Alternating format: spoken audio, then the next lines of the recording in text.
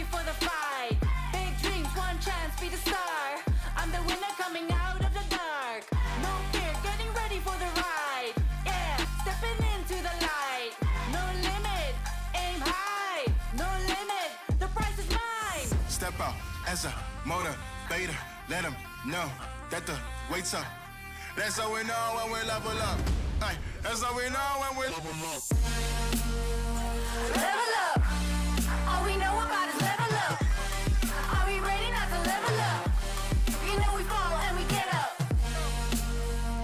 Level up. All we know about is level up. Are we ready not to level up? It's time, get up. Back against the wall, still I'm standing tall. Know about the ball, I got my fan with me. All we know is ball to empty out the mouths. The chosen one they call, I take my fan with me. Know about it if you tell, know you're breaking codes. What your credibility and all fall like dominoes. Can you really take a stance? All I wanna know. Need me real ones when it's time to go. Stepping in, elevator. This is to all the haters. That's all we know when we level up. Yeah, that's all we know when we level up. Level up. All we know about is level up. Are we ready not to level up? You know we fall and we get up. Level up. All we know about is level up. Are we ready not to level up? It's time, get up. I found out I'm not alone. 'Cause I'm just like you. There's no failing when we fight. We're not afraid to. Level up. All we know about is level up. Are we ready not to level up? You know we fall and we get up.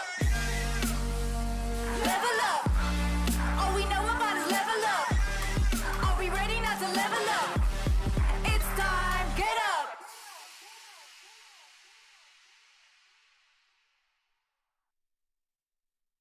ESL Mobile Open is brought to you by DHL and Pay Safeguard.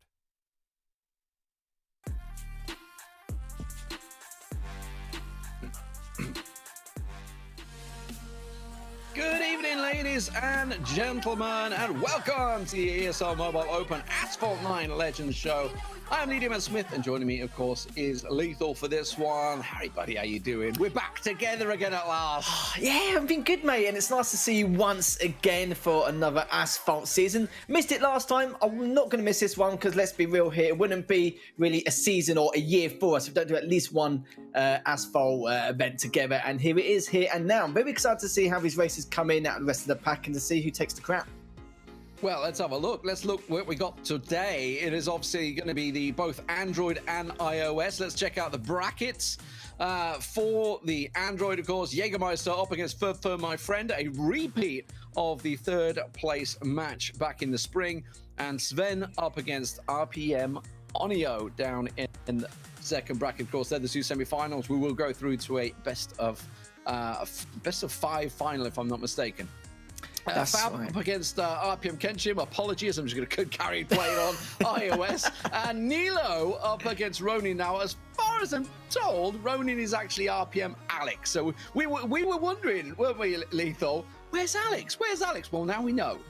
Yeah, because it made no sense. We know that iOS is a very strong in terms of like the players they have in that kind of side of things. But yeah, like Alex is probably one of the most consistent players in Asphalt. Yes, she hasn't won many titles, but the amount of top 2s, top 3s he's had, he is well overdue for a victory at some stage. And seeing Nido versus Alex, of course, that is Alex, like you rightly said. But what a way to kick things off for iOS.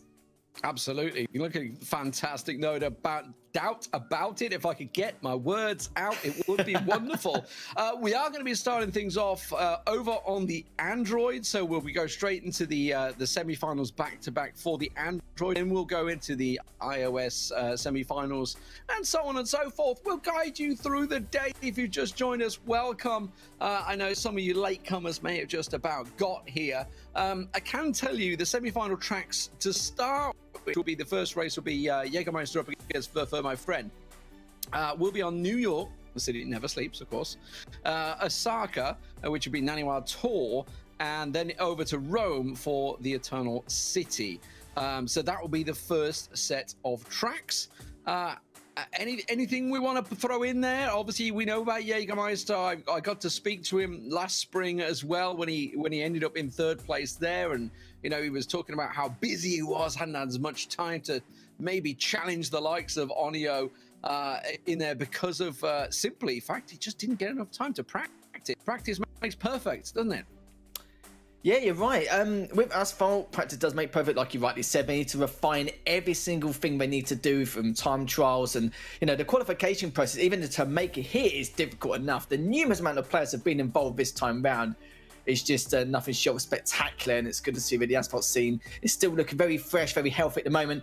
And like you rightly said, we've seen some of the old guards and some new blood here come in, like you saw Swen, a player who's come in, and Kim Chim as well. Oh, actually, I think I've said that wrong, but we've seen a few names as well where, for example, on the Android side we've seen the same three faces, but on iOS we've seen a few changes, like Fra's not around. He was here last time, and I'm surprised he's not here this time because we've seen him back in 2019 for Gamescom and Milan Games Week, and it's weird that we haven't seen a little bit more of him. Some players may have drifted off a little bit where some of the new blood have actually come into the scene this time around.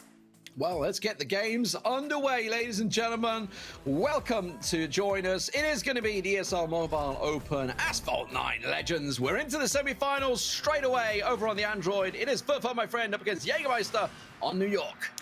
Like you rightly said, though, Jägermeister was the one who came out on top in that third place playoff last season. Let's see if he can hopefully continue to trend this time, and especially if he wants to try and make it into the final. But so far, so good for Furfur, my friend, just using that double nitro to make it round these corners. Of course, the single on double nitro is more, not for the speed or durability, but the fact that it's just much better handling overall. But this is literally so tight, neck and neck here, as Furfur, my friends, had a little bit of a scuffle with crashes already, and this is not what's to kick things off in this series.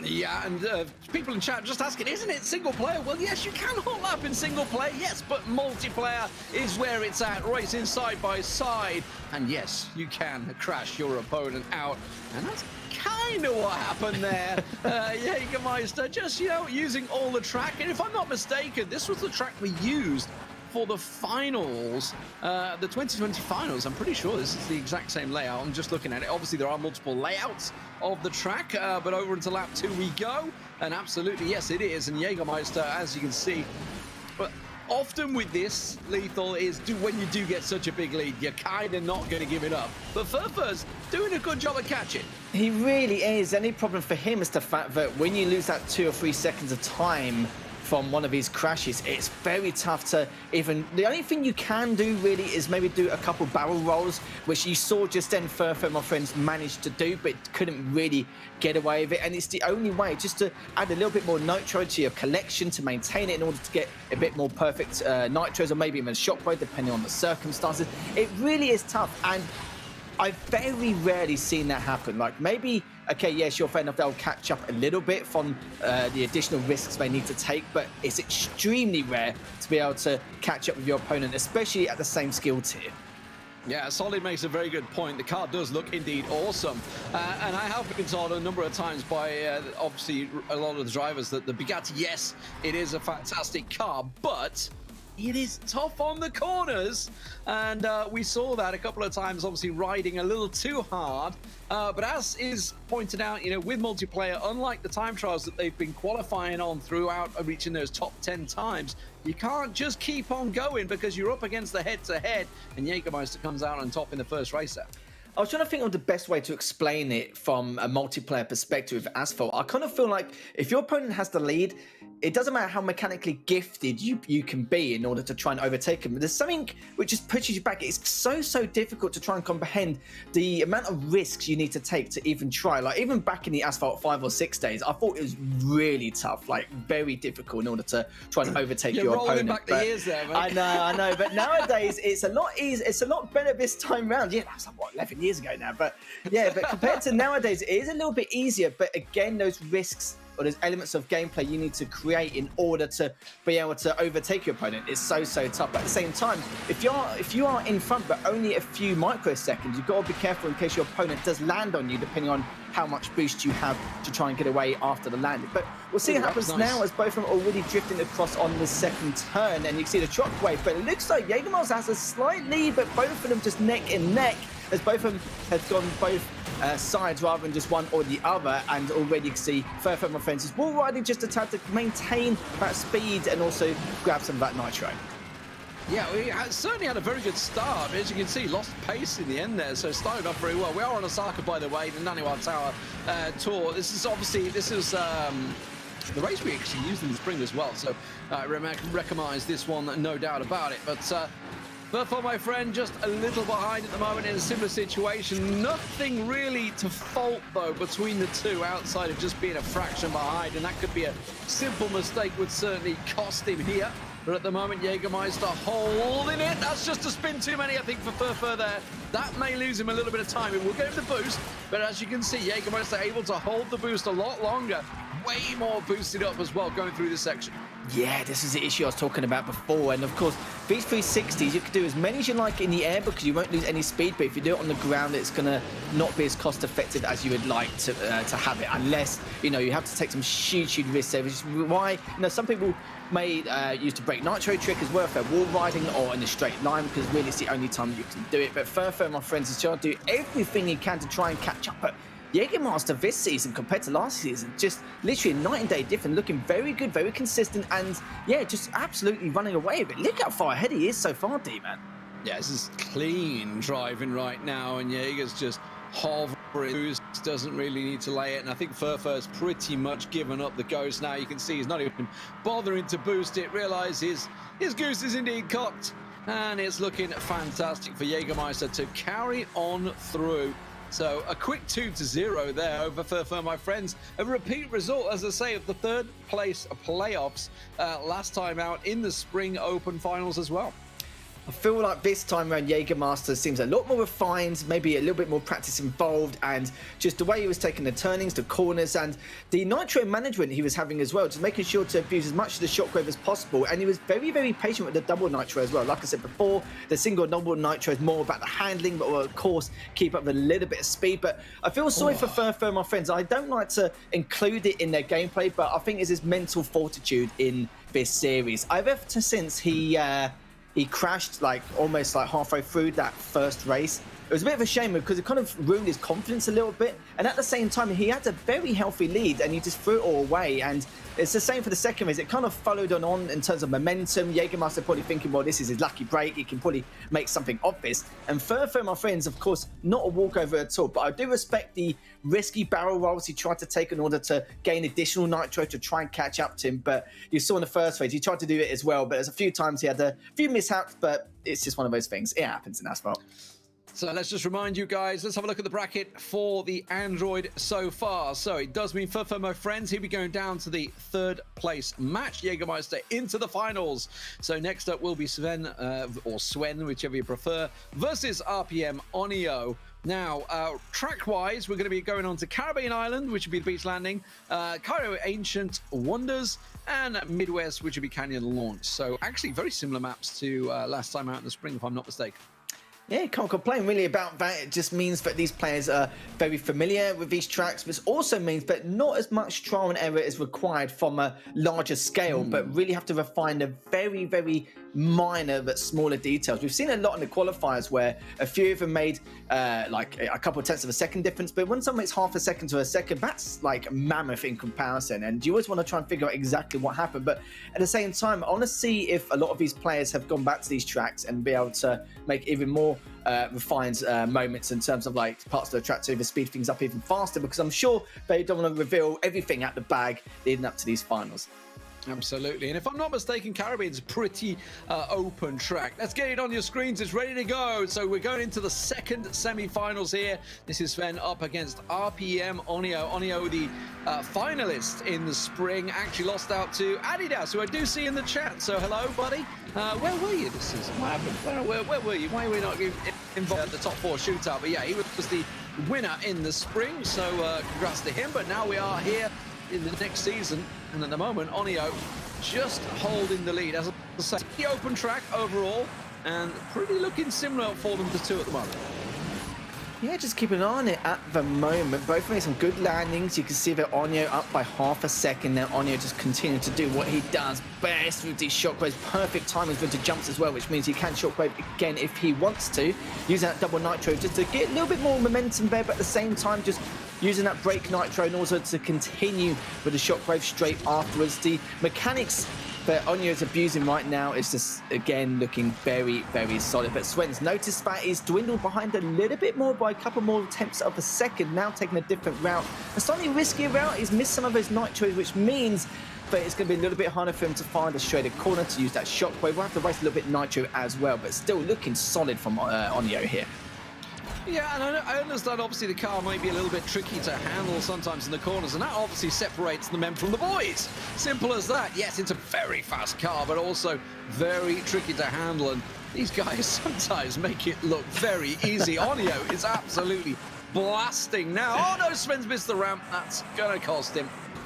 It really is, yeah. It's just, for Sven, it's like very, very minor areas have just been, you know, it's not been cost efficient in terms of timing. He's had to take a few more risks, but he needs to take even more. He needs to do a little more barrel rolls, try and take it a little bit more in terms of what he wants to do in order to pursue some of these laps, because it's not like any other race where there's like 30, 40 laps. He still needs to, you know, there's only 3 laps and you have to take some huge risks with some huge rewards here. But a lot of these jumps basically are based on a barrel roll anyway, so there's only so much he can do. Onio knows that, which means all Onio needs to do is just be consistent, play it safe, just be a little bit cautious on what could happen later on. But Onio is still playing out of his skull and looking very good once again.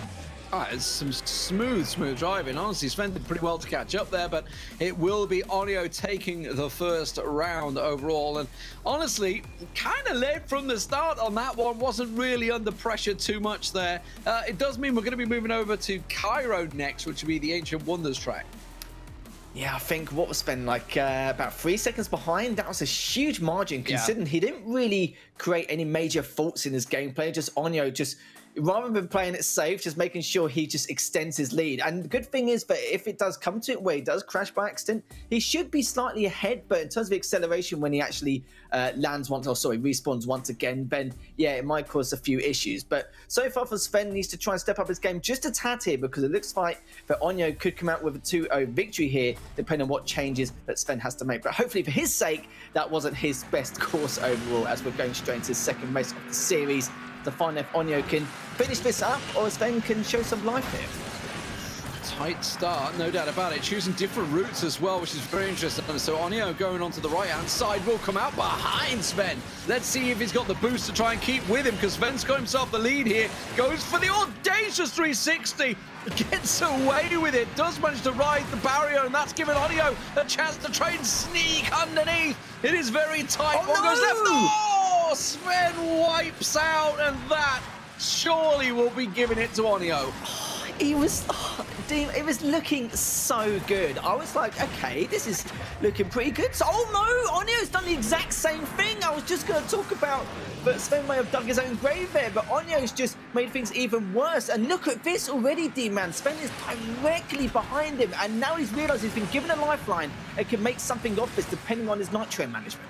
Oh, into the second lap, neck and neck. Big oof for both of them in the first lap. And that means, obviously, we're both wiping out. That's going to be in the back of their minds. This time, Onio chooses the safer left side and does manage to go the same route. So all he's got to do is keep ahead of Sven, and that's exactly what he's doing at the moment. Both, they're looking at pretty even boost. Sven a little down in it. Goes for the spin as well to try and make sure he can get enough to keep up with him. Onio just holding himself the lead. Now we're coming up to the split. Which way will they go? It is going to be both on the right-hand side. I've got to be honest, I felt Sven maybe wanted to risk it to go and try and gain some ground there, but it doesn't look like it's happening, and Onio is holding steady. Yeah, Onio is definitely taking a lot less risk in comparison to where Sven before. It was just every time he goes under that bridge, does the couple 360s every time to get a little bit more nitro than Onio. But Onio's nitro management, once again, how he uses it, when he uses it, and before he goes up these jumps, just looking spectacular. But it's going to be Onio. She takes it in the ends, and yeah, both of them with the crashes, and you saw that Sven was thinking, oh, well, you know, have a bit of a chance here. But then sadly for him, he actually crashed himself, and then that's literally about it. But it's an RPM member. It's bound to happen. You're not going to get an easy ride. Yeah, absolutely. But a close one, no doubt about it. Coming out, unfortunately, worse off in that one. So 2-0 for Onyo. He will progress into the finals. Let's check him out in the brackets there. He's going to be playing off against Jägermeister, of course, in the finals. And for Sven, of course, we know he's going down now into the third place matchup against Fur, my friend. So tough race, no doubt about it. A much closer one than the first one on Caribbean, though. It certainly was indeed. You'd assume that Onyo would be one of the favourites coming into the Android side in terms of devices, but we'll see if now Jägermeister, who placed third last time round, can take down Onyo. And after what Jägermeister probably saw, he's probably thinking to himself, okay, you know, he's made a bit of a blunder here and there, and there is cracks in the armour for Onyo, which give maybe Jägermeister a little bit of not just breathing room, but a little bit more confidence when he's against him in that final. But sadly for Furfur, my friends, he is back as history has repeated itself in that third place playoff, but hopefully he'll get the third place instead of fourth like he did against Jägermeister last time round. So those finals will be coming up in a little bit. Yeah, just some highlights of that. The Caribbean was very much one-sided on you, but this much closer race here, and you just see Sven wiping out now. I feel like he was like, I want to go right, maybe, and I think he got slightly nudged by Onyo, if I'm not mistaken there. So maybe an unforced error, and then Onyo wipes out in the tunnel. Oh, it took the second lap very, very close, but Onyo will progress. So we're going to move on. We're not moving on to the finals, not yet. Calm yourself, boys, and chat. We're going to go over to the iOS. We've got to give them some love now. Over to the iOS. So first off will be Fab versus RPM Kenshim, and then we'll be rolling on to Nilo versus Ronin, a.k.a. RPM Alex. So that'll be the next matches. In terms of tracks, I think we're going with the same ones. Yes, we are. We're going with the same ones for the semi-finals. So just to remind you, we'll be going over to the first set of maps, which obviously we saw Jägermeister, Furfur, my friend, playing on, which was New York, the City Never Sleeps track layout, and then over to Osaka and Naniwa. And if we need it, we will go to Rome, the Eternal City. Yeah, and you see the names, we recognise them very well. Over the last few years, we've been casting ASPHALT. Alex, one of the most consistent players out there. I've not seen him actually get a tournament victory. He might have done whilst, you know, we don't know about. But, yeah. Always the bride, wasn't he? Yeah. Always the perennial not going to quite get it. He certainly was. Like, for example, was it Gamescom? He lost to Driver 8714. I still remember his name. He's still Milan Games Week, where he actually lost to Future Flash. And there have been other occasions as well, and it's just not been his day. But the worst bit is, he is definitely one of the best players out there. Just this placement has been his nemesis. Really struggles to get that first place. To try and bag that W in any way. But let's see if he's got it this time round. Hopefully he does. I hope that we're not his kryptonite in some way from stopping him. But you see there, he's got a very difficult challenge ahead of him. Against Nilo as well. Again, a very strong force to be reckoned with. All right, let's get going, ladies and gentlemen. Let's get the first track underway. Will be New York, the city that never sleeps. It is going to be Fab up against RPM Kenshim. Let's see how this plays out. Certainly will do indeed, as both players not boosting at the start. Jed is taking it very cautiously with the 360s going up into the left-hand side. But already you saw their Fab using that double nitro. But Kenshim has actually decided to... Oh, he's already crashed him out, and you saw their Fab use the double nitro. But Kenshim actually made sure to be a little bit more patient, go for a shockwave and dive straight past him, but also knocking him at the same time. This is a perfect lead here for Kenshim. Oh, that's... Yeah, I tell you what, you know, some of these drivers, they don't play a lot of multiplayer, some of them do. Oh, no. But Kenshim absolutely planned for that as he goes through Grand Central. Absolutely planned. Fab with the second wipeout as well. That kind of puts the nail in the coffin. Kenshim can afford to have a couple of wipeouts at this rate, as Fab is having a nightmare. He really is, yeah. It's more than a nightmare. He's been waking up in a cold sweat in a minute, hoping it all to be over, and finds out it's actually going to be...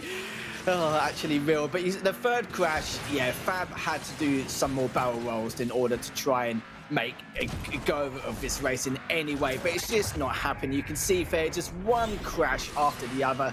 And I mentioned it before, his barrel rolls, or just trying to refine some of his mistakes he's making, but it's just way too much now. At this point, he must be at least 10 seconds behind. There's nothing he can do. The only thing he can do now is just have a mental reset and just crack on, pretend this race ever happened. And I'm sure he'll be thinking a lot about that as we go into that next race.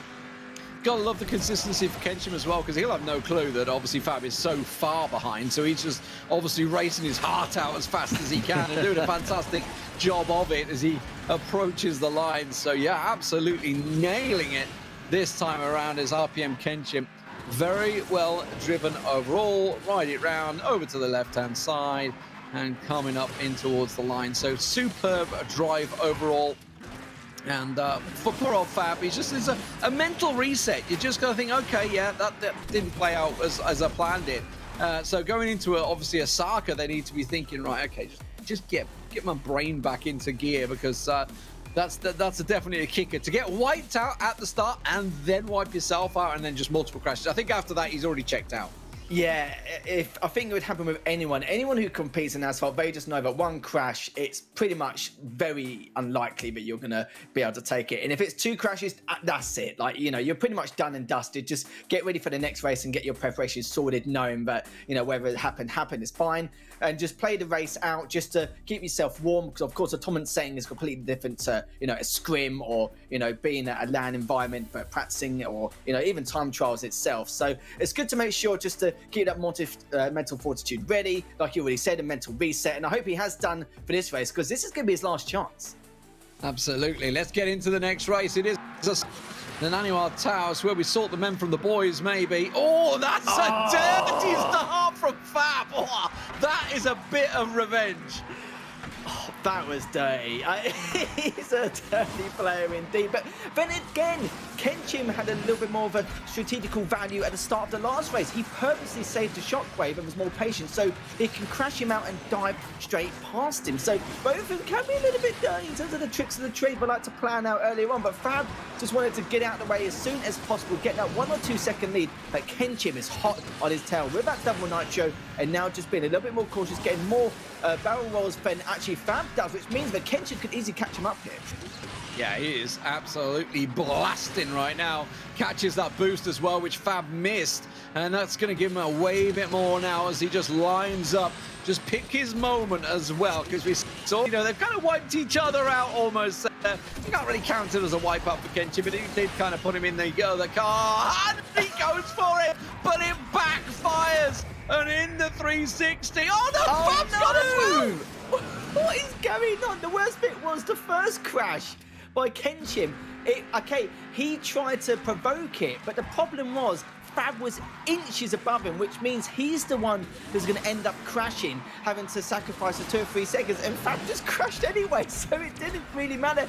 Both of them neck and neck towards this final straight at some stage, but I do love the tricks that Kenja's making, shockwave him, and then use the great nitro trick to go around some of these corners to use that double nitro for better handling. And again, so this is so close. Oh, but Fab's lost out a little bit here, and if Kenshim takes it, he will go through to the finals. Just a little bit more to go here. Fab has got his work cut out as Kenshim has got himself the lead. So close for so long, but it looks like Kenshim may well have this one in the bag now. Hit a few more boosts more than Fab did.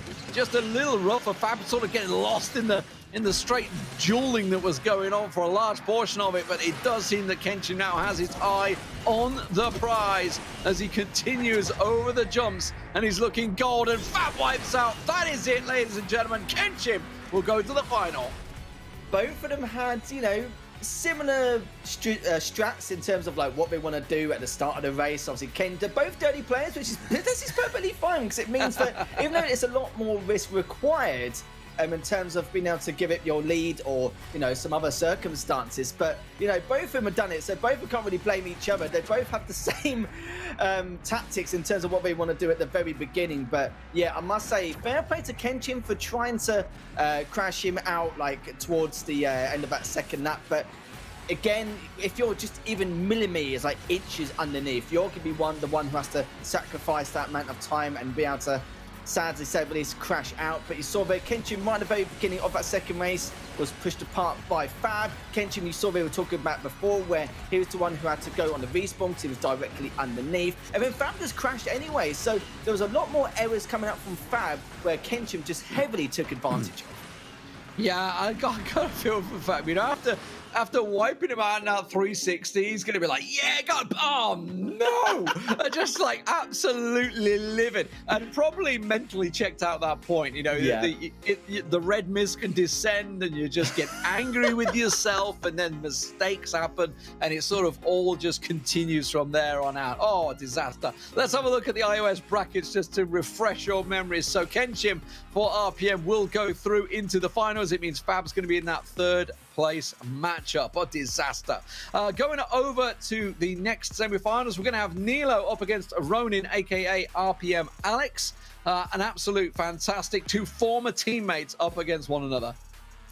It should be a great way to send the next person into the finals. This could potentially be a final in itself, but these two are also going to be very worried, not just for this race overall, but the fact that Kenshim is the kind of guy who will just take any risks, like no matter if he's in the lead or up in the series. I'm hoping for Kenshim's sake, it was just due to the fact that he was up in the series, so he can take more risk, and it's a very delicate situation because it means you've got to play even safer, and sometimes you have to give up a little bit more of that speed and momentum, going somewhere around those corners, and you have to be very careful, very cautious on what your plan of action is going to be. It's very tough because I would like to talk about more the mechanics and fundamentals in these races, but because of what we've seen so far, it's just been ridiculous. The amount of crashes since it has been brutal. It's been absolute carnage, but you know what? I absolutely love it.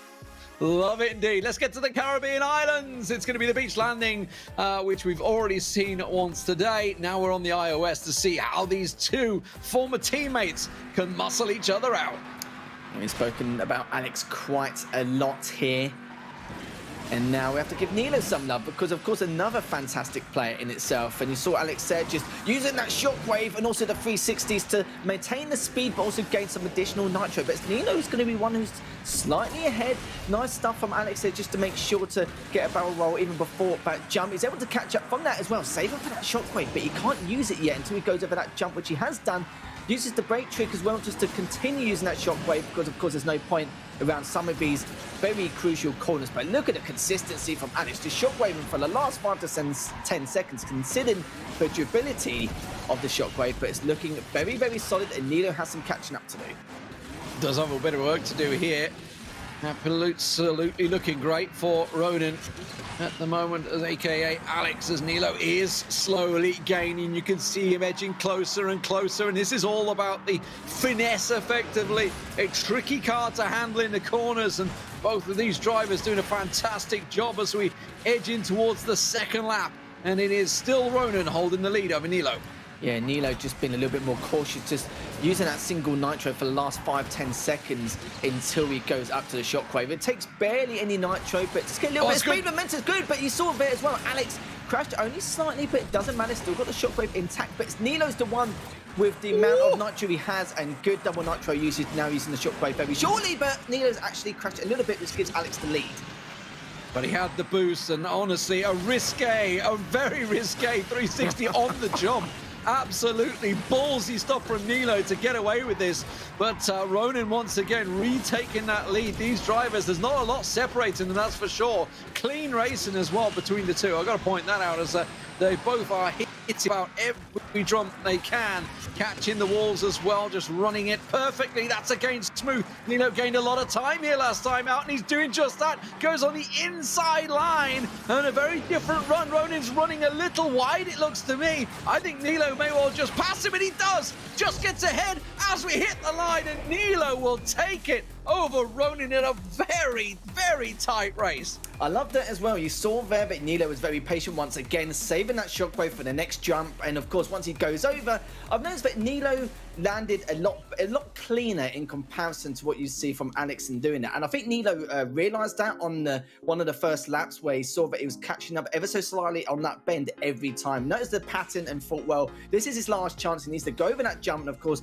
use the shockwaves to get more duration. And he saw they just absolutely wiped the floor straight afterwards. But there was a few bumps along the way, a few minor mistakes and a few minor crashes. But then again, that was more due to the fact they're trying to bring everything out the fire, really. A lot of these advanced trickeries just to make sure they can not only hold that lead and maintain it, but also just bring a lot more of that X factor really to try and extend that lead even further. But nice to see though, and now we're going to sign out again as Nilo does have that early lead, but Ronan is actually going to be one using that double nitro to get that lead. But it said Nilo's been a little bit more patient using that shockwave and managed to use it perfectly, and Ronan taking a slightly different route in comparison. Just slightly different. It does give Nilo that little advantage here. We are on Cairo. It is the Ancient Wonders layout as well, as both go down under the bridge and looking pretty good so far. Ronan holding a bit more of that boost, and a little bit of a wall tap there as well from Nilo, which is why they're both so close to one another at the moment. Both keeping the same route as well, and Nilo, I feel like he's just gone a little bit wide there. Ronan gains a little bit more ground. You can see he keeps edging closer on that. Oh, he tried, I feel, to wipe him out there. That looked like a move that almost paid off, but Nilo's boost absolutely gone clear. He was very tempted. The problem for Alex now is the fact that he has to use perfect nitro now and again around some of his corners, as you can see. But Nilo's fine. Like, around some of his corners, he can just use that double nitro to not worry about the consistency of using that break nitro chick to go around some of his corners, and he's been perfectly fine so far. But this is the problem, is Ronnie needs to use that perfect nitro a little bit more rather than the double nitro, which means it's going to have to be as efficient as possible. But he is doing a good job. It's caught up by a few tenths of a second. My word, it's going to be very close to the wire, right to the very end. Here's Alex doing everything he can in case he loses this. This could be his final race of his tournament. I tell you what, Nilo, he hits those 360s, gets that little bit of extra boost in some risque areas that he gets away with. It is ballsy play, but it is paying off for him at the moment. And he is blasting ahead of Ronan now, and Alex is going to lose out here. It will be Nilo progressing through to the finals, taking down one of his former teammates from many years ago. Not quite as old as Lethal's gaming time, but it's still been around for a long time as Alex. Oh, he certainly has. You saw it was just a matter of Alex had to, pull out some more tricks there. He had to use that break nitro trick on a few occasions rather than none, just due to the fact that Nilo can rely on the double nitro, but he had to rely on the perfect nitro and have to break around some of those corners, which can be very tedious at times and can throw you off ever so slightly, depending on how efficient you are on some of these tracks and how refined your plan of action is as well. But Alex still played really well. Didn't really see any major faults from him. A couple of bumps along the road on the first race, but the second one was a lot cleaner. But again, Nilo knew that at some stage that Alex would have to take some huge risk in order for him to catch up, for Alex to catch up to him there. Yeah, I think he went for almost a 720 off the ramp. That's up, man. That is bomb. But it paid off for Nilo. That gave him that little bit of extra boost, and that one worked out. And then over to Cairo. It was pretty much Nilo leading the way all the time. We did see Ronan gaining the ground a couple of times throughout there, but it will be Nilo that will progress through. So some superb racing from two former teammates there. Let's have a look at the brackets just to remind you exactly where we stand now. It does mean that, of course, Nilo will be now going through to the finals to face off against another member of RPM, Kenshim, in the finals. And, of course, the third place matches will be Fab versus Ronan on the iOS. And don't forget, we also had the Android to come. Quick break. And when we come back, we're going to be kicking off with the third place matches. Don't go anywhere.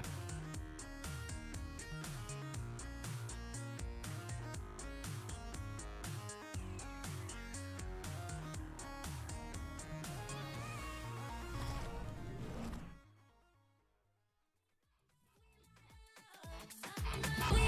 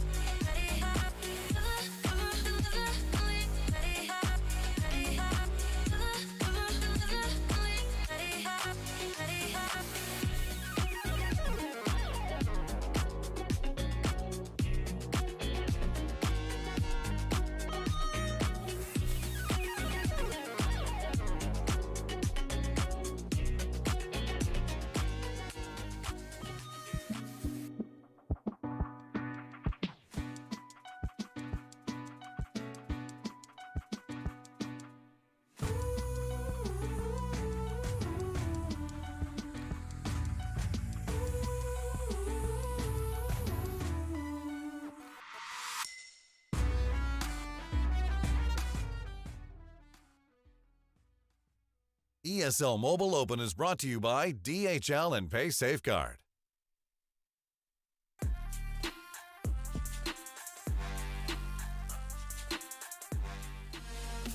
Welcome back, ladies and gentlemen. We are back, and it is time for the third place playoffs. Before we hit the finals, let's have a quick look at the brackets, Lethal, to just see exactly where we stand after all those semi-finals have played out. Starting out, of course, over on the Android. It will be Furfur, my friend, up against Sven, obviously with Jägermeister and Onio now in the finals. Those finals will be a best of 5, just to point that out. And, of course, we're into a best of 3 for the third place playoffs overall. So going to be a tough one here, I feel, Lethal, with the track switching up as well. It's going to be Shanghai, Nanjing, Stroll, then the Himalayas, which would be the mountain, and San Francisco, the city by the bay. They're going to be the 3 tracks, if we need, of course, 3 tracks, that is. I still can't believe some of the races we've witnessed so far. It's been a blessing for us, really, just witnessing all this chaos, but it's not something you'd normally see. I kind of feel like some of these players who are maybe, not that it's massively confident in themselves, but maybe if they know that their player may be a little bit better than them from what they've seen from time trials or the times they've had in the past in some of these tracks, they're more than welcome to take a few more risks, which really puts you, if you feel like the better player in that matchup, on edge. And we've seen a lot of elements of that across the board, like especially in that matchup earlier on, I can't remember, it's the 3rd or 4th race. It was just ridiculous, both of them with a lot of dirty tricks, but that's ASPHALT for you, like in a nutshell with multiplayer. There are some races where they will play it very clean because they rely on their fundamentals and mechanics. Others will rely on that, but would rather have more of an edge and more of a safer route for them by doing a little bit of damage at the start. Yeah, you're referring to Kenjim and Fab that battled earlier on the iOS. Let's get the game underway, though. This is the 3rd place match of 4 Android. It is ready to go. Furfur, my friend, up against Sven. We'll see how this one plays out. It is Sven getting himself an early start because Furfur had to, of course, move across for the jump.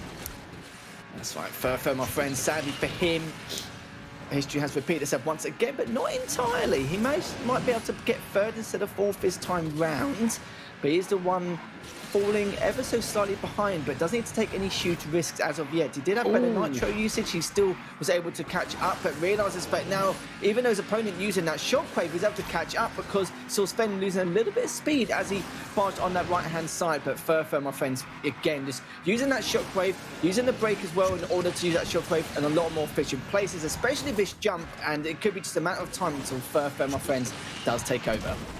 Yeah, this is pretty tight between the two there. Furfur just getting that little extra boost. You can see just a wee bit more than Sven at the moment. We'll see whether he manages to pay off for him. He's just trying to bide his time and really look for the moment. At the moment, he's pretty much neck and neck. Can he slam him? It gets past him. I think he was trying to go for a cheeky slam there. Wasn't quite enough, but either way, he does manage to get past Sven. Yeah, Furfur, my friends, has literally had better nitro management, and you can see that Sven is getting a little bit, flustered because you can hear that he's directly behind him. He's just knows that he needs to just keep himself sane for the remainder of this race because it's very easy to get baited to use some of that nitro early on when you do not need to. It's all about that mental fortitude and that restraint there and discipline. But Furfur, my friends, I said it before, the way he's playing in this race, it looked like it was just a matter of time with Sven delaying the inevitable. But we have seen a lot of signs of life with Sven in this last series in the semi-final. But after missing that barrel roll from Sven, it looks like that he's going to fall even further behind, not gaining that additional nitro. And now Furfur, my friends, should be able to take this race. Yeah, this is looking pretty good for him here, and that's going to be Furfur going over the line. So fantastic stuff for him. Just to answer your question in chat, Elite Joe is over in the Americas, I believe. So this is the European side of things, which is where we're getting the drivers here. So I would assume Elite Joe would have qualified. The 2020 winner certainly did very well over there. But to keep the game relevant, that was Furfur, my friend, pretty much taking it there. Sven led for the first lap for the majority of it, but then just one small error cost him. A lot of perfect nitro and shockwave brake tricks that you saw from Furfur, just making sure that to just keep his opponent off guard and knowing that at some stage he will slip up in some way. But this is the problem, you see. Depending on what the track it is, you can just double nitro most of the spots and then just rely on the fact that you've got the lead and you have to worry too much about what you need to do in order to try and extend it. But you saw there Furfer did everything he could. He did it all perfectly, didn't make really any mistakes at all, only a very, very few minor ones, but it didn't really conclude to any kind of catastrophic time loss towards the end there. So very good stuff there from Furfer, but Swen, though, he knows how consistent he's been so far and needs to take a few elements of caution, but he should still be able to make it on the track with Fur managing to use that shockwave at the beginning, and now he's got a nice little early lead. Yeah, it's so risky. You want to take as little a jump as possible, and generally you want to bend it in, but I tell you what, Furfer, I think, was stretching the limits of that one there as he got collected a little bit by Swen on the way. Of course, Swen wasn't able to get the bend on there, so Furfer absolutely riding high right now. This is Counting Poles, in case you missed it, where we are. One of the tracks we had throughout the qualifiers as well. We saw this a couple of times, certainly through spring as well, but a fantastic circuit for these guys, very technical at times. And I like what Swen did as well 2 jumps ago, using the double nitro up the jump, and then just before he lands, he brakes in order to get that extra nitro before he lands and then use that shockwave. But now, though, you can see that, yeah, he's caught out massively, and Furfer is probably going to be a little bit skeptical of what he needs to do, because now he's going on to the next lap. He's still got to go around the whole track again, and he's going to be worried as to whether he can keep up with his consistency. But I love that from Furfer, just making sure to clip off the side of that ramp to get that barrel roll, get extra nitro, still using the double nitro for the better handling across these corners. But Swen's doing equally as a good job, but it's just a matter of if he can catch up, as he's had some better nitro management towards the halfway point in this race. Yeah, Swen realizing he needs to do what he can, starting to go for the spins a little bit to try and just get as much boost as he can, trying to run it down. But the problem is, you know, you've got to use it in the exact right position. Once again, trying to get that boost, knows he's going to get more of it. Goes again for another boost, tries to come very close and just edges in front of Furfer. That was just about all he could do, though, to try and stay ahead. Is it enough, though? Because he didn't get the ride off the wall, which is what Furfer got. That's going to bring him closer as he can approach the line here. Sven holding the point, holding what he can, boosting where he can. Furfer has all the boost, but it's going to be too late. Sven will get himself a race. We're tied up at last, Lethal, and what a move from Sven. Yeah, I was worried going to this next race. I thought, okay, I kind of feel like mechanically Furfer looks a lot better, but Swen did basically the polar opposite and made sure that he was the one, not only was just more consistent, but just better nitro management once again. I'm not sure what happened with Furfer, because what cost him was he missed that second to last jump, or missed that last jump. I don't know if maybe he did that on purpose, assuming that he didn't want to take any more risks, and maybe he's got a long enough lead, but I'm certain that he must have heard him, Sven behind him, and of course missing that last jump has actually cost him that race. So we're now all tied up here, and Sven's going to be, you know, pretty good right now. A lot more confidence, a lot more momentum in his favour, and Furfer needs to try and stop that as early as possible in this last race. So on to San Francisco we go. It is the city by the bay, the track layout, and Swen now got to be feeling pretty good after that one. Goes for a very early 360 and almost puts Furfer in the barrier. Doesn't work out though, as Furfer holds the lead.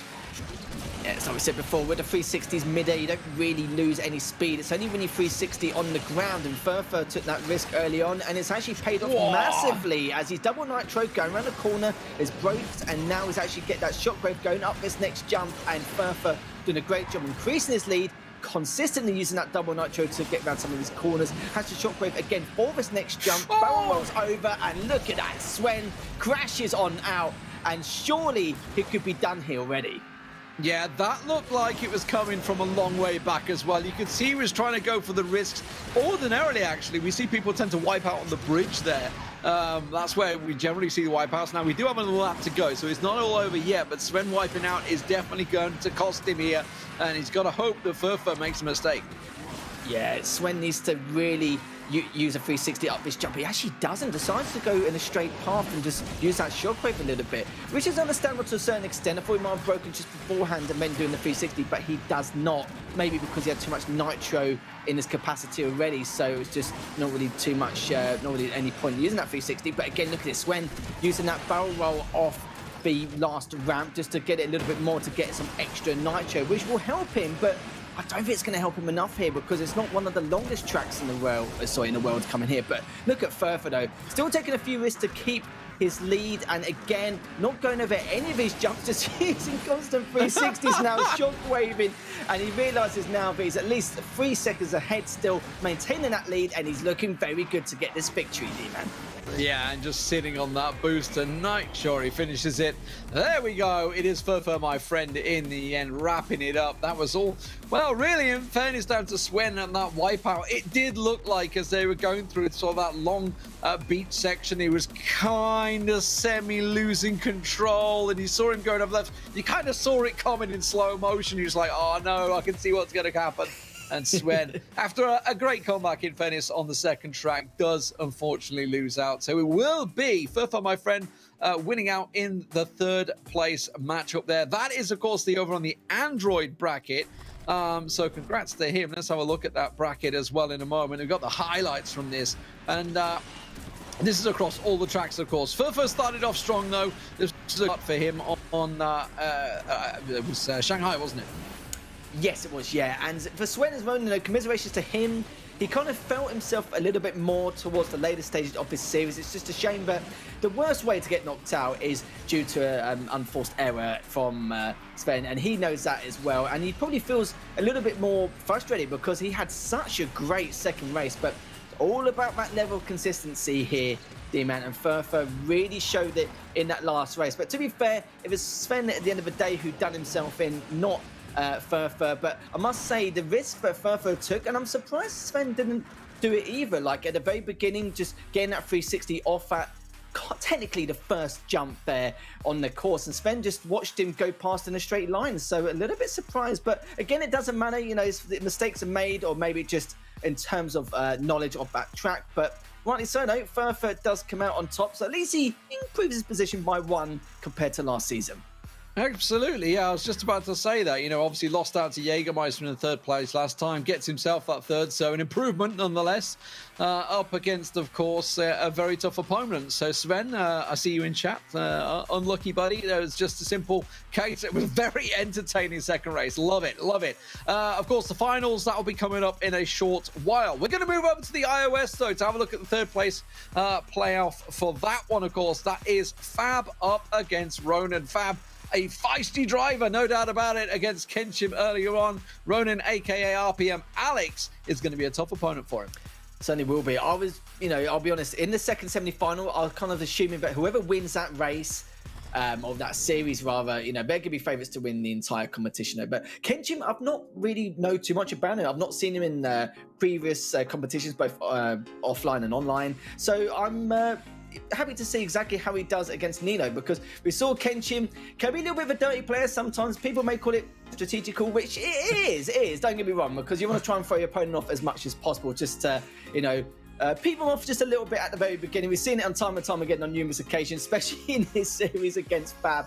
So we know what kind of player he is. So Nilo needs to make some decisions now. Does he want to play the same way at the very beginning? Does he want to be a little bit more patient with his Nitro at the start in case Kenshim does have any shenanigans? Or does he have an element of caution in case Kenshim does try and bring out some unforced errors which he may force upon in terms of those mistakes for Nilo? So there's a lot of things to discuss here, and it's very difficult when you know that your opponent plays like that, even if he's behind. So you're kind of thinking, how you want to approach this, because it's not like a time trial where you're going to get stopped in any way, shape or form. Yeah, you've got to watch out for that side swipe he did on Kenshim in the race earlier on. Just to remind you on the tracks, we're going to have the same tracks that we just saw on Android there. So we're starting off on Shanghai. It is the Nanjing Stroll. Let's get straight to it. Fab on your left, Ronan on your right, and immediate contact. Oh, dearie me, already. And I'm not really too surprised here, because Fab is very similar to Kenshim in terms of his, what kind of plays he wants to make early on, because having a lead in Asphalt is literally, it's hard to describe, but at the same time, it's very difficult to retain it because the amount of risks involved. And this is the issue here. Like, not only your opponent has to play cautiously, but very cautious in terms of what he wants to do going to the later stages of some of these races. But Alex looking very good, using that shockwave, just braking just a tad in order to use a shockwave over his next jump, just getting that element of consistency across the board, because he doesn't want to use it on too many choke points, as it's going to take too many risks. Even using that 360, which will slow him down a tad, but also gaining that shockwave a little bit faster. Absolutely, looking fantastic so far, no doubt about it. piling ahead, and you can see, just unfortunately for Fab, that number one is in the distance. RPM Alex looking solid here, and you kind of said it yourself, you know, feel like the battle with Nilo and Alex was certainly going to be a tightly contested one. Could have been a final in itself, and certainly has been actually in the past, as I mentioned that. But yeah, Fab, it does look to be gaining a little bit here on Ronin. That may be because Ronin's just taking his time, just making sure he plays it safe, doesn't want to wipe out anytime soon, although it is a pretty wide track that actually does suit this car pretty well. It certainly does indeed. In terms of handling, it can be very difficult, which is why you see a few bumps in the road from some of these players. But in terms of the control, like, they make this vehicle look like it's just any other vehicle. The control and the mechanism they're using to make sure it's stable as possible, no matter what obstacles they've got around them, or sometimes the advanced tricks they use. It's just, again, something which is just a pleasure to watch. But again, Fab's still trying to catch up, but I do feel like running a couple of seconds ahead and isn't really going to let off the gas at all in the slightest as he crosses the finish line. Yeah, easy one for RPM Alex, aka Ronin, to start things off, taking the first round on Shanghai there. It does mean that Himalayas will be up next. That is the Mountain Poles. We saw that was definitely a more technical race, though, that I feel Alex may be a bit more pressured under. I would say, and I think this is fair to say, that with the start being as it is, Alex got a small advantage because the ramp's his side, so Fab had to come across, which is obviously why they connected. So it immediately puts him at a disadvantage there. Yeah, there is a few tracks like that where if you've got a better position, then it's going to cause a little bit of trouble for you. For example, if you've got like a ramp at the very start of one of these tracks and you spawn on the inside of it, then the question is going to be, is your opponent going to smash you into the wall straight away and using that double nitro at the start? Or is he actually going to let you go with him up the jump? It's so many questions to ask, but the thing is though, the very start of the game can dictate the pace of how things will pan out right at the very end. And it's a annoying situation sometimes, so it's just a matter if you want to, you know, give up some of that speed and then just carry on the race as normal, or it depends on the circumstances, really, depending on which track it is. But Himalayas, I'm sure we're not going to see anything like, you know, jumping onto the rails or anything like that to gain some extra speed. You know, that's something you would normally see in time trials if you want to be extremely risky. But now Alex has already got that lead, and Fab, is it going to be feeling too good right now, as this is his last chance to try and bag that third place?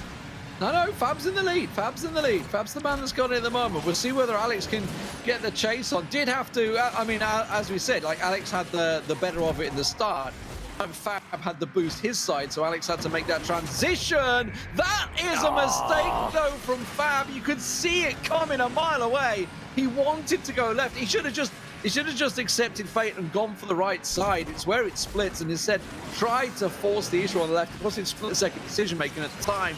Easy for us to say, but yeah, that's cost Fab dearly.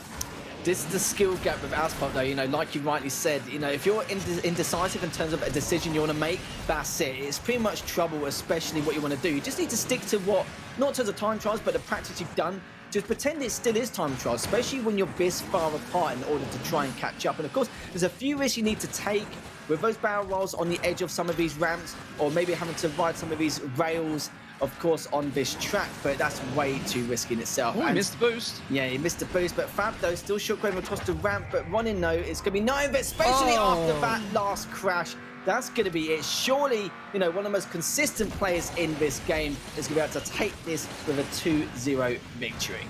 I saw just a small advantage maybe as Alex missed that boost, but yeah, for Fab to wipe out a second time, just trying to push the limit a little too far there and trying to gain as much grain as he could. But yeah, he's a long way back now that Ronin could afford, I think, to wipe out here and still be able to get away with it. You know, for Alex, he's just doing his race. He's doing what he can, trying to go for it. You can see he's going for the 360s, trying to get as much nitro as he can to try and keep the boost going. But it's going to be a clean, easy 2-0 feel for Alex, taking down Fab here in the third place playoffs. Yeah, treat that second half of the race just like another day in the office, but congratulations to Ronin or Alex, whoever it is playing there. I think people will say that was a very unlikely matchup, and I'm not going to say the Nilo versus Alex matchup was an upset, because I do feel like Nilo is a very strong player as well. And if it was maybe Fab or someone else who actually defeated Alex, then yeah, I'll definitely class that as an upset, because not too familiar with these players. But, you know, commiserations anyway. Fab was still very good from what we've seen. Not really too many mistakes, but it is what it is, really. When you do have that first crash in the race, normally you do, you know, you're kind of halfway of giving up because it's just you're way too far behind and you're giving your opponent way too much of a lead. Yeah, I mean, we should also point out that Alex has been in these multiplayer head-to-heads, like, for years. Oh, yes. For absolutely years. So he knows exactly what's there. You could see it there with Fab. He could easily have gone right. He could easily have gone right, carried on, and yes, he would have probably lost time, but, you know, it's easier to lose a little bit of time and maybe try and make up. But the second one here, I think he just clipped the barrier a little too fast, and that's what wiped him out. You know, I did see people in chat talking about how this car can sometimes, you know, if you hit the barrier just at the wrong point, it can wipe you out. But Ronan, aka RPM Alex, picking himself up the third place matchup there, and of course the finals await. And that is something we're going to get to right now, because we're going to move on smoothly into the grand finals. We're going to start things off with the Android side of things, which, yes, that means it is RPM Onio up against Jägermeister. Now, Onio was the runner-up in the spring. Jägermeister was the third place position in the spring. So both these drivers very experienced within this competition, and this, Lethal, is a best of 5. It certainly is. Now, Onio, we've casted him a few times, even back in 2019 and a lot of it this year as well. Normally when he's against a lot of the other top players, like back a couple of years ago, he did have a few like top 8, top 12 kind of placements. But when you listen to players like Ferrari, etc., it's perfectly understandable. But he seems a lot better, a lot more refined this time round. But Jägermeister, I do remember, I think when you interviewed him last season, I noticed that he mentioned that he hasn't practiced a lot, and very surprising he even made it to the finals here, considering that, you know, you have to have so much practice involved with asphalt in order to keep up in terms of the times which your opponents are going to create across the board. But this time around, maybe Jägermeister's actually practiced a little bit more this time around in comparison, which is why he's looking a lot better and a lot more fresh and healthy in terms of his movement with the vehicle and how he controls it and the little risk he takes in order to, you know, be able to make it to the final here. So I'm impressed to see what Jägermeister can do here, but you can't count out Onio, especially what we've seen in terms of his past actions. Okay, so we're going to be starting things off over in Shanghai. Once again, it will be the Pudong Rise, actually, layout this time around. So that's where the first race will take place. As I mentioned, it is a best of 5. So lots of action to take place here. Both drivers looking fantastic in their semi-finals with 2-0 wins. Who's going to come out on top? Yeah, this is going to be it. Jägermeister placed third this time round, but you never know what can happen now. Onio's still got the lead, but Jägermeister makes a crucial error, which he wishes he did not make. But by then, though, he's still able to catch up. And look at this, Onio 316 on the ground to sacrifice some speed, but get that shockwave. But Jägermeister, though, look at that. Shockwave and just a little bit to try and overtake the lead and using the perfect nitro straight afterwards, but continue to use the single, switch to the double, breaks out, and now will be shockwaving around this corner. Perfect stuff from both of these players. Yeah, absolutely. Smooth overtake there from Jäger. I think we love to know wipeouts this time around. Both pretty much looking good. A cheeky little 360 from Onio to try and keep that boost alive. But Jäger's holding on to his, using it at the prime time to find the line. And this is looking like an absolute clinical drive from Jägermeister so far. It certainly is. Both these players are looking very good, maintaining that nitro, using it at the best times possible. But look at the difference in it. Onio's actually gone around with the double 360, triple even now to try and catch up, which he has done, which is beautiful. He's got a lot more nitro. Look at the nitro difference so far. As Onio's going to use that shockwave to try and overtake it, but using the double nitro first, and then he's going to use the shockwave later on round this corner to try and overtake it. But still, though, Jägermeister better nitro management so far, even though Onio actually gained a little bit at the start of this last lap. But not too sure what Onio can do here. Just try and wiggle just a little bit, or maybe break nitro around some of these corners to use that shockwave, which he has done. But Jägermeister's done the exact same thing.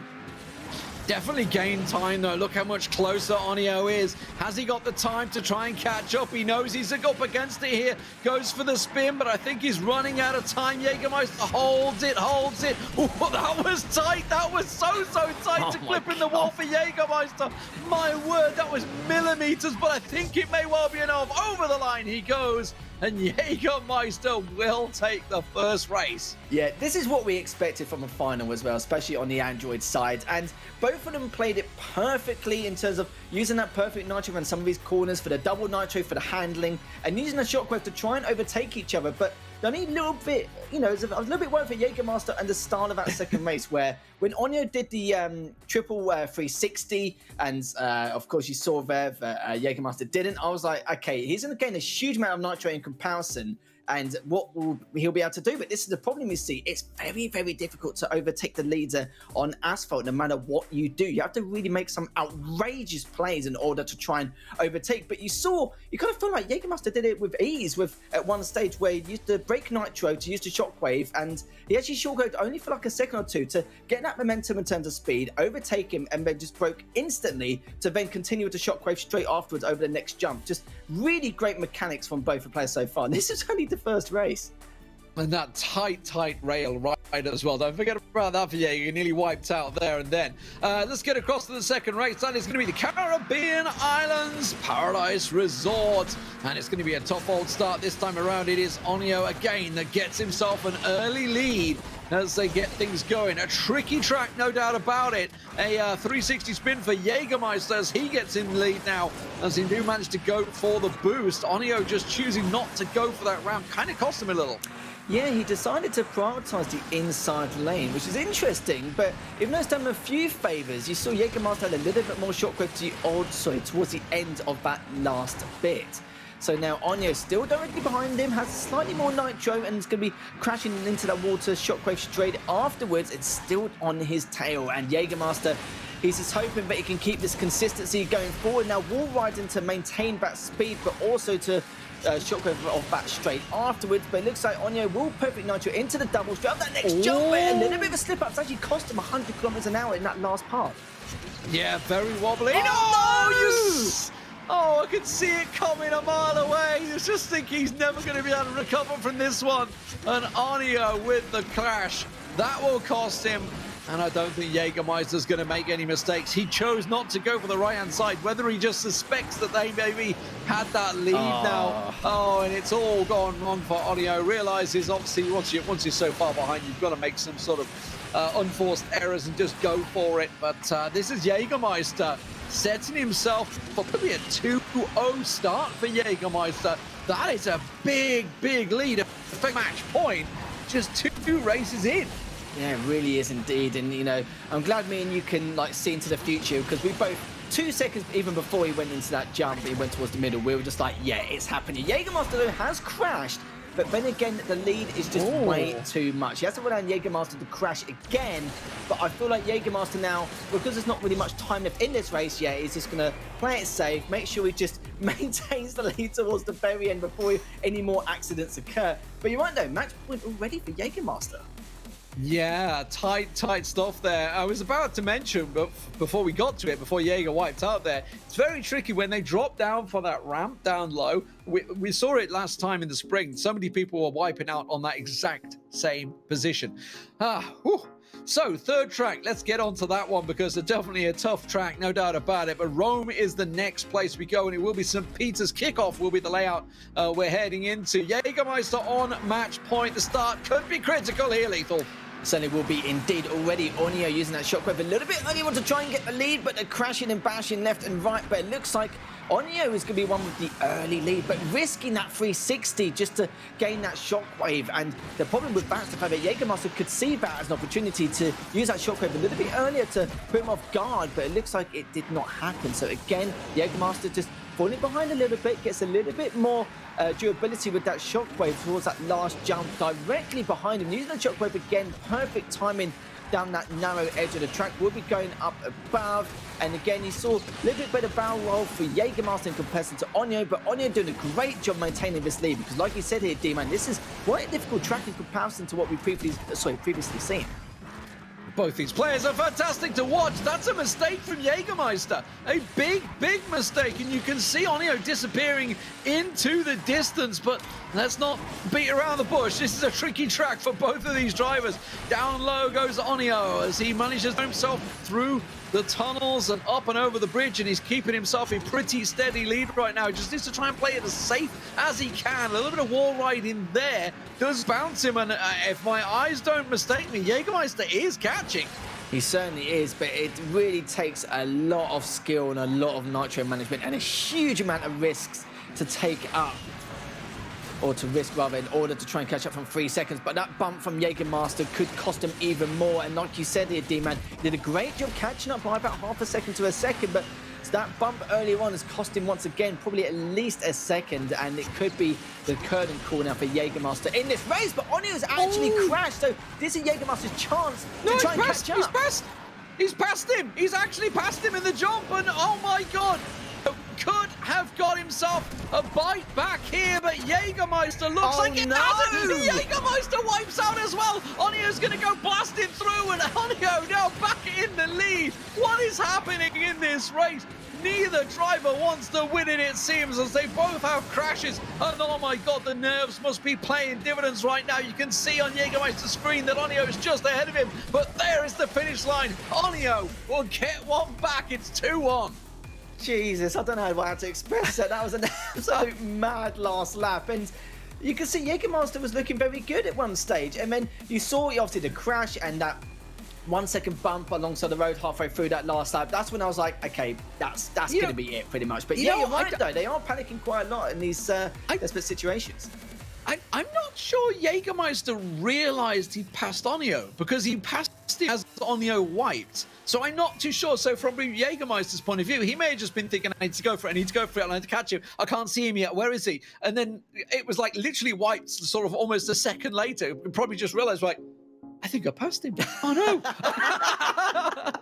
Just sort of, because it's all happening in a fraction of a second. It's very easy for us to sit here and you guys in chat to sit and watch this happen, and we can just sit and talk about it, and you know, we see everything that's happening. But when they're there with the phones in their hands and this in moment, oh my word. We're going over to Scotland, ladies and gentlemen. We get ourselves a fourth track. Let's see if the comeback king can come through. Onio.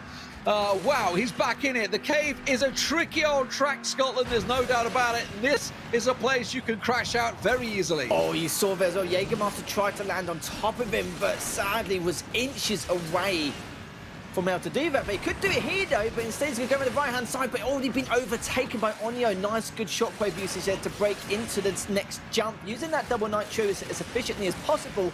And you saw Jägermeister had a little bit more speed, which is why he's able to catch up ever so slightly, just drifting now to get that shockwave to try and get past him. But these two are an absolute loggerheads here. Absolutely, both going for it. But as I say, this is a very tricky track with this car. You can wipe out very easily. Jägermeister absolutely spiraling into the distance there, but Onio holds on the lead, and that boost managing is working well. Now Jägermeister goes for the big boost on the corner, doesn't gain enough, actually ended up going wider, way wider than Onio, and that gave Onio more time. And don't forget, Jägermeister still on effectively match point here. One win and he is done. He's the champion for Onio. He needs this one. We could be going into a fifth race, but oh, that is a disaster, I think, for Onio. Went out. Oh, this is unbelievable. Even though a lot of the paths are quite straight on this track, it's very bumpy, which is why they're prioritising the double nitro a lot more than expected here. But Onio, he's going to have to take some huge risks now, like you said, to keep himself in this matchup. But he could be too far behind, but Jägermeister's displayed some great showing in terms of his consistency across the track at high levels of speed, and he's happy to take these risks whilst being in the lead. So this is a problem that's going to occur as Jägermeister manages to take it, winning with a 3-1 series win, as Onio's going to be kicking himself a little bit. It was so close. The momentum was in his favour in this race, but sadly it wasn't to be. But congratulations to Jägermeister. Oh, some absolute fantastic racing from both of these drivers, though, no doubt about it. Certainly some intense action, and I got to be honest, like just a fraction of a second here or there, it could have been anyone's. It could have been, but it is Jägermeister, as you say, that gets himself the victory once again. Let's have a look at some of the highlights from that match, because oh wow. We had so many moments where it was like, is he going to win it? Is he going to win it? Is he going to win it? They took over each other so many times. Yeah, it's just a great display of skill once again, just doing everything they can. And this car this vehicle is not easy to control in the sliders, but they're making it look like they've driven this car like for the last 20 years or so. It's just been ridiculous, and some of the risks they've taken were fantastic, and even then though, it's very difficult once there's this vehicle. But this track you're watching now is definitely one of the most difficult in this tournament, and the way they were racing that first lap was nothing short of spectacular. But in the last portion of that race, especially on the last lap, it's very, very difficult. But once again, in this last race, you saw the double nitro used quite a lot, especially on these bumpier portions of the track, and not too many risks were involved. But it's a shame for Onyo, but great display of skill once again from all these players, and I'm not surprised we've seen Jägermeister, Furfo, my friends, and Onyo, the same three players from last season, back on this season in Android, and Sven, commiserations to him in that third place playoff. Yeah, and I gotta be honest, I think I just caught a glimpse of it there. I think Onyo just boosted just before the jump, and it basically put him into the tree on the left-hand side. Got absolutely done, because I feel like we may well have had a fifth race either way. Oh, what a fantastic, fantastic race. Let's try and get a word with the driver himself. Jägermeister hopefully is out there, and hopefully we can get a word with him. The new winner, you know, third place in spring, and now gets himself the championship. Let's have a listen from Jägermeister. So I'm joined by the winner of the Android Asphalt 9 Legends. It is Jägermeister, who's gone one step further this time around, was the third place last time out. But let's talk about the semi-finals first. You came up against a very tough opposition, and someone that you've been racing against for the whole year. Furfur, my friend, you took him out 2-0. Basically, I was expecting very tough races against Furfur, since I know when I was playing back in the spring years, so he was very, very very tough opponent to play against, and it actually made me pay close attention to what he actually does and how could I actually win against him. I'll try to my best, likewise in this ESL, but unfortunately, Furfur was very unlucky with this car, and basically, Furfur played very well, but that's actually what happened, sadly. Yeah, it happens. You got to take the look with as you get it. So let's talk about the final. Obviously, you came up against RPM Onyo, who has been in and around the Android scene for a very long time, and was runner-up in the spring. So how did you feel, obviously, coming up against him, and how did you feel the race went for you? I didn't know how to play really against Onyo, since we didn't really get to play against each other back in spring as well. We played a few races together before they even started, and it actually turned out to be like very tough for us both to figure out how to win all the races. Yeah, so I mean, what have you changed coming from spring into obviously the finals this time out? Because I know you were talking about, you used to squeeze in practice as and when you could. Have you now found more time? Is that what's allowed you to go on and win? That was one of few things that actually allowed me to change the approach to what should I play. Especially when this event was with faster cars, so I definitely had to think how to use this car.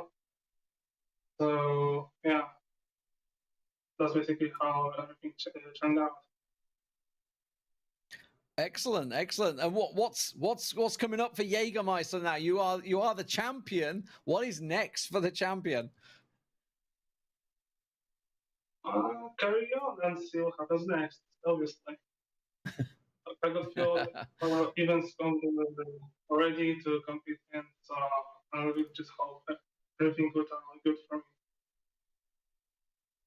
Excellent. Well, thank you very much for joining us, and congratulations once again, Jägermeister, the champion of Android. Absolutely fantastic to hear from the winner, Jägermeister, there. So congratulations once again to him. So superb stuff.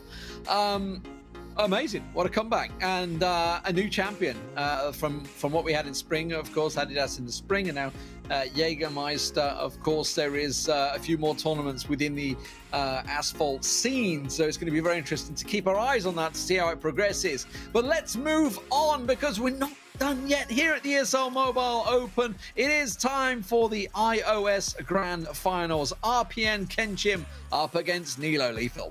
Yeah, it's going to be another spectacular final here. And yeah, you saw as well earlier on in that interview with Jägermeister standing loud and proud this time around in comparison to before. But I'm really glad for him that he's able to put more practice in and be able to win on the Android side. But yeah, Kenchim versus Nilo have absolutely not a Scooby what could happen here. We know a lot about Nilo in terms of his skill and what he can bring to the table in comparison. But Kenchim, though, it could be a little bit of a dirty player, D-Man, from here and there. I've only seen him in one race, but that's enough to, tell the tale a little bit and understand what shenanigans he could come up with here. But Nilo's going to be expecting that. I feel that he kind of just answered what Fab did to him. It's not fair to call him dirty outright just like that. I mean, that's a bit harsh. But yeah, I mean, he got rammed first, and then what goes around comes around and all that. So Kenchim definitely gave as good as he got, that's for sure, in that semi-final. It was a brutal one, but let's get into the finals, ladies and gentlemen. If you just joined us, we are into the best of 5 finals. Shanghai Pudong Rise is where we're going to be. It's going to be Nilo up against RPM Kenchim. Let's see what happens here as Kenchim does get the inside lane of the track, and we'll get a nice little bit of nitro going across with the 360s flying out from both of these players and the double nitro for that handling. But Kenchim's actually decided to prioritize the perfect nitro towards the ends of that last bend. Double nitro now over the next jump, but Kenchim's looking really good so far at the start of his race. Absolutely, he's blasted away from the beginning here, and you can see he's very much in the distance for Nilo, so Nilo's going to have to pull out the stops to try and gain this one back. Of course, it's 2 laps if you just joined us. Where have you been all night? We're on to the final right now for iOS. We've had Jägermeister, the winner of the Android. Sorry for spoilers if you did just join us, but right there is going to be how it played out. But now it's all about whether Nilo can gain ground, because Kenchim is not putting a foot wrong. Hopefully, no cast to curse as he hits a car in the tunnel. Oh, and that's brought Nilo right back into it. I'm saying nothing after that last escapade there, but Kenchim still has the lead, which shows how much time he was ahead in comparison to Nilo. And Kenchim could do it again, but how much pressure is on his shoulders now, knowing that his opponent is directly behind him, hasn't got as much nitro as me. Nilo could overtake him here with the perfect nitro going up his next jump, using that double nitro for the better handling to stay on course and stay on that part of the track. But Nilo, though, is not letting off at all. He's realised he's been given a lifeline here in the side of the track. Will Shockwave past him potentially if it can get round him, but he's still not able to. Both of them barrel roll up at last jump, but Kenchim actually fails that barrel roll, which means Nilo will get the additional nitro to go past, and it's going to be at least 3 or 4 seconds ahead. Yeah, job done, I think, for Nilo there. So just gaining, keeping the pressure. You could see it on Kenchim's screen, just kept that nose, just kept nudging in behind him. That pressure exceeding. Now it's all about whether he can hit this shortcut right. And oh, that was close from Nilo, but he absolutely nails it. That's where the mistake could have come, because now he's just going to sweep on through over the finish line, and Nilo will take the first race.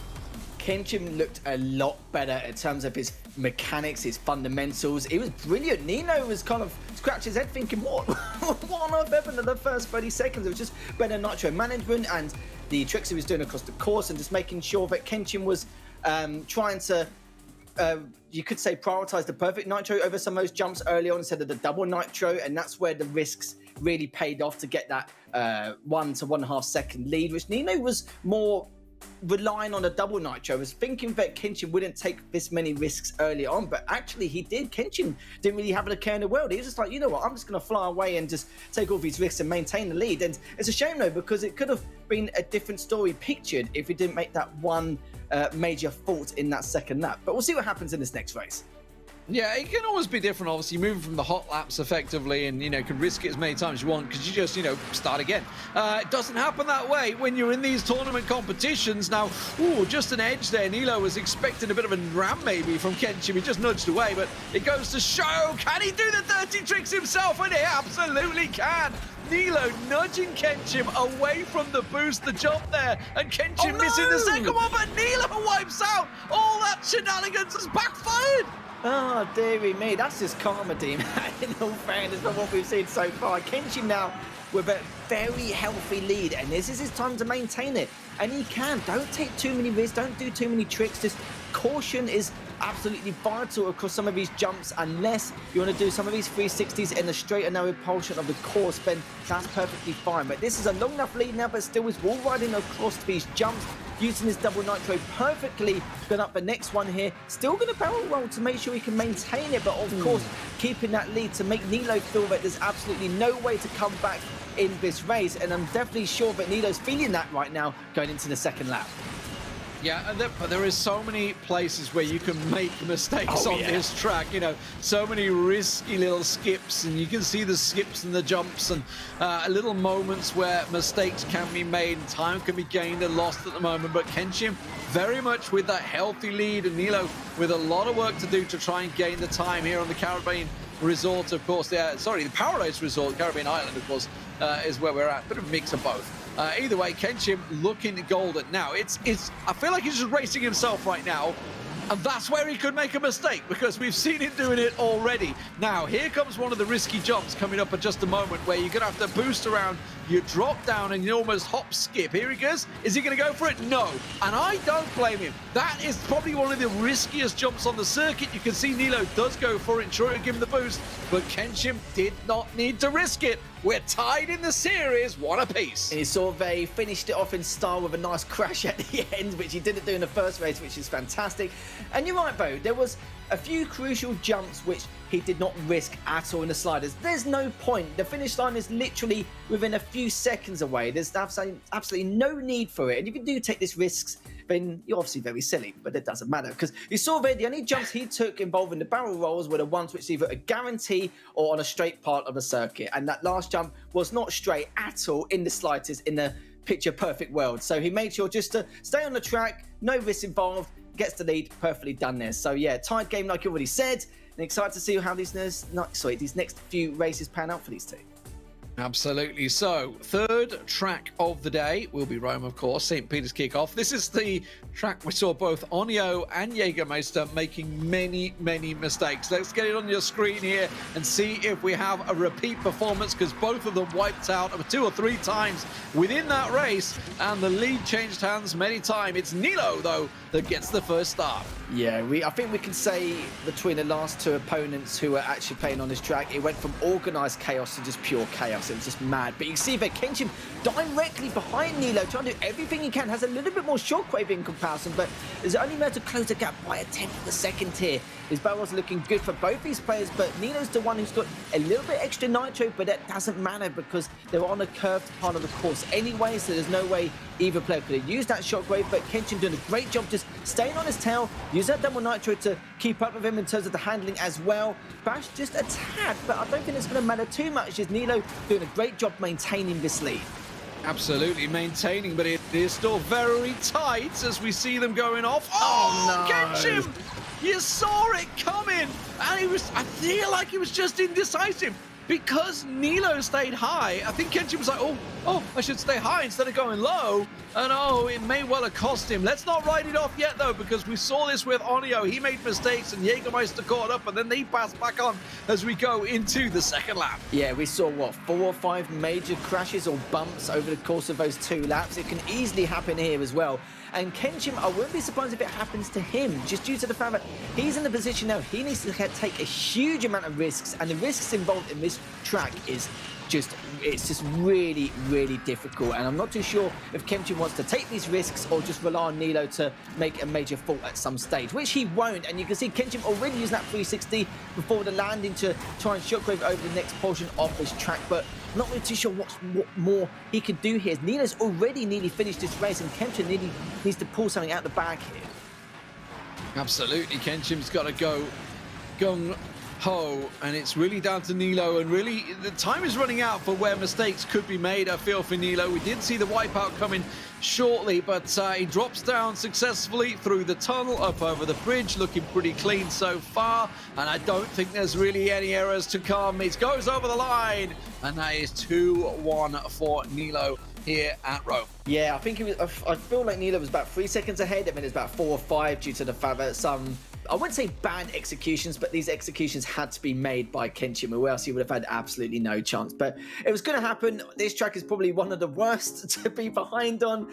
And at the same time, if you do need to play it safe, I think this track's also a lot easier on yourself in order to have a lot more patience, discipline in order to maintain that lead. It's a very difficult track to come back from if you're behind, because you've seen the risks involved. Even when you're, don't even need to try and maintain a lead in some occasions, you're still going to have some bumps along the road. You saw it against the two players earlier on, where there was about 4 or 5 major faults occurring back and forth. But still, though, that was a lot cleaner from both these players. I respect Kimchin for taking those risks, but just didn't work in his favour once again. But still, then that means it's going to be match point now for Nilo. Yeah, much cleaner as well than the Android side of things. But it does mean we're going to Scotland. Let's have a look at this one. The Cave. We know this is a tricky track. There's no doubt about it. Let's get things underway. It will be Nilo, actually, that just slices ahead of Kenshin there and gets himself a chance. But Kenshin was holding that shockwave to try and boost up behind him. Let's see if it pays off. Interesting. So Nilo actually decided to use the double nitro early at the beginning to get an early lead at the start, but Kenshin decided to save the nitro to get the shockwave and maybe plan to overtake him afterwards. It did not work out, and Kenshin now going to fall a little bit behind because of that. Does have the shockwave in his back pocket ready to use. Both of them use it and almost in sync with each other, and both use a shockwave again to get across onto this next portion of the bridge though. But what can Kenshin do here? I kind of feel like with this track, he will need to use that double nitro quite a lot on numerous occasions with how bumpy this track can be. And the problem is he's going to have to use perfect nitro instead of the double nitro on some of these occasions across some of the portions of this track in order to close the gap onto Nilo.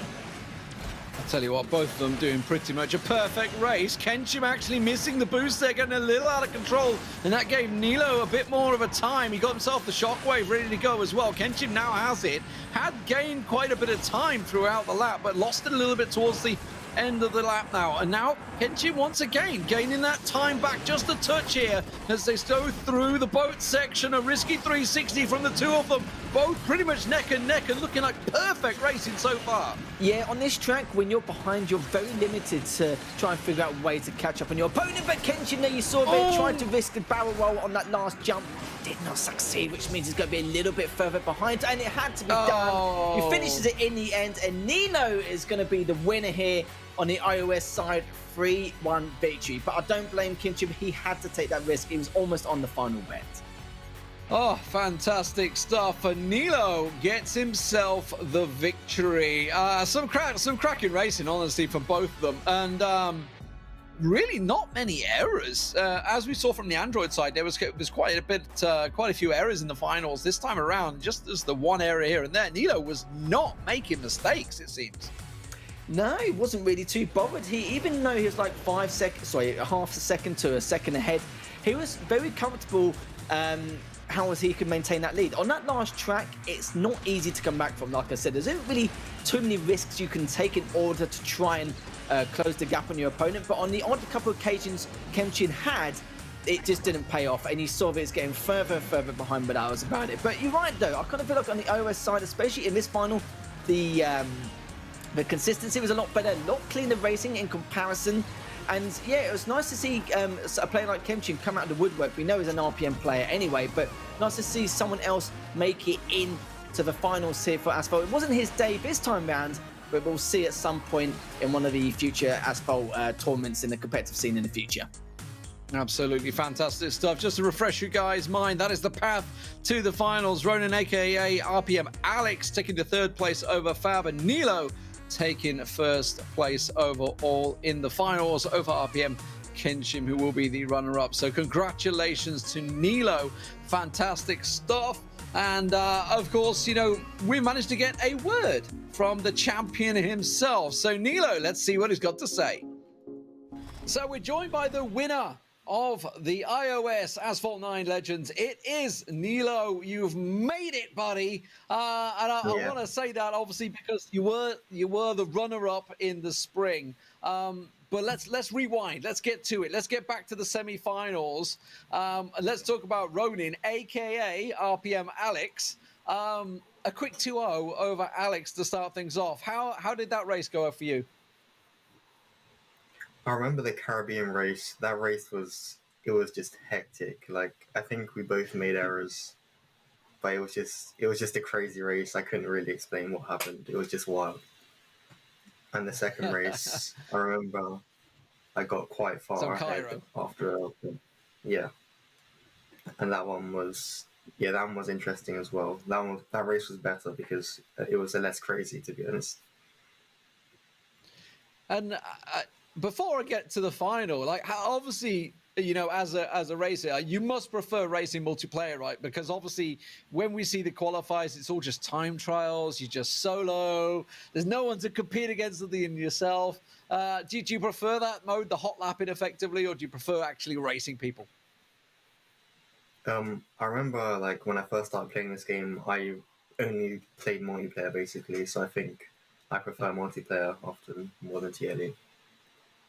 Yeah, that's the way to do it, and maybe that's what's helped you out, because here you are, you obviously reached the finals, taking down RPM Kenshin 3-1 overall. Let's talk about the races in general. How do you feel that went for you? Obviously, it went well because you won, but how do you feel it went? Was like anything in there that you felt you could have improved on, or really errors you made? I think because we're driving the Bugatti Diva, and that car has a really, really wide drifting radius, so it was quite hard to control. And I think I made a bit too many errors, and I think Kenshin also made some errors, but I got luckier in the end. Yeah. And overall, is there anything in there that you felt you like? At any point you thought, I've got him. This is easy. Was that like one of the races you just thought this is in the bag? To be honest, I don't think so, because driving the Bugatti Diva is kind of a unstable car, and you can easily get physics, so you kind of just have to stay focused until the end of the race. Yeah. Excellent, like a true professional. Let's talk about your training regime for this. Obviously, now that you're champion, what is it that you've done to take you that one step further? Because obviously you were runner-up to Adidas in the spring, and now you've obviously come out as the winner this time out. Is there any sort of thing you've changed practice-wise? I think I just played a lot more multiplayer this time, to be honest, and just kind of got to understand the Bugatti Diva as well a lot, and kind of had to predict how that car would work. But yeah, that's about it. Excellent. Well, congratulations. You are our iOS champion. Have you got anything to say to your fans out there? Thanks for watching me. I'll try and upload more consistently on my YouTube channel. Yeah, that's about it. Absolutely. Check out his YouTube channel if you haven't already. Thank you very much, and congratulations. That is Nilo, the champion of iOS. Thanks for having me. Great to hear from him, and yes, do check out his YouTube channel. He promises to upload more. Oh, well. It is interesting to obviously hear what he has to say. Like you said, the car is tricky. It was down to obviously the drivers. It's definitely a tricky car to handle. Yes, it's fast, but hard in the corners. Great to hear him talking about the Caribbean race with Alex as well, because if you remember back to that one at the start of the show in the semi-finals, that's where they sort of traded places back and forward. And honestly, either kind of won it. And, Alex had to go right. Onyo went left. Alex was leading at the time. Onyo got the right boost and came out just about in front of Alex to take the win. So great races tonight.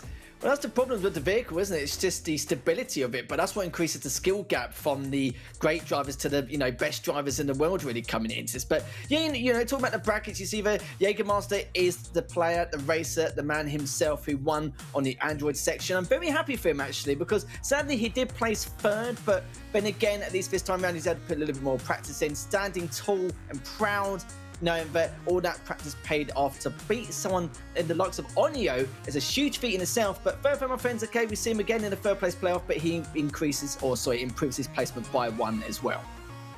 Absolutely fantastic stuff. Congratulations to Jägermeister. As he said in his interview, upping his practice considerably and certainly absolutely paying off for him. So congratulations, champion there. And of course, Nilo, who we just heard from there, taking down RPM Kenshin in what was a pretty tight race and a pretty tight race, and a pretty clean race overall between the two. Yeah, I was very impressed. It's nice to see Nilo come out with the victory, with the W overall. I do feel like, you know, it's nice to see him get a win underneath his belt at some stage. I still feel like Alex is way overdue. Like, I'm surprised he may have had one in the past, maybe some competitive events, but the ones we've casted, we've just not seen it yet. But it's just a matter of time if it's like next year, year after, 2030, I don't know when, but you know, it's going to happen at some stage. Asphalt 14 down the line is going to be there. I mean, in fairness, I feel like we've covered him since the early World Cyber Games day. But anyway, thank you very much for watching, ladies and gentlemen. Thank you very much to Lethal once again, as always, joining me for the Asphalt Fun. Congratulations to our champions. We will see you again next time. Enjoy your night. Level up. All we know about is level up. Are we ready not to level up? You know we fall and we get up. Level up. All we know about is level up. Are we ready not to level up? It's time, get up. Back up against the wall, still I'm standing tall. No, I'm not the ball. I got my fan with me. All we know is ball to empty out the mouth. The chosen one.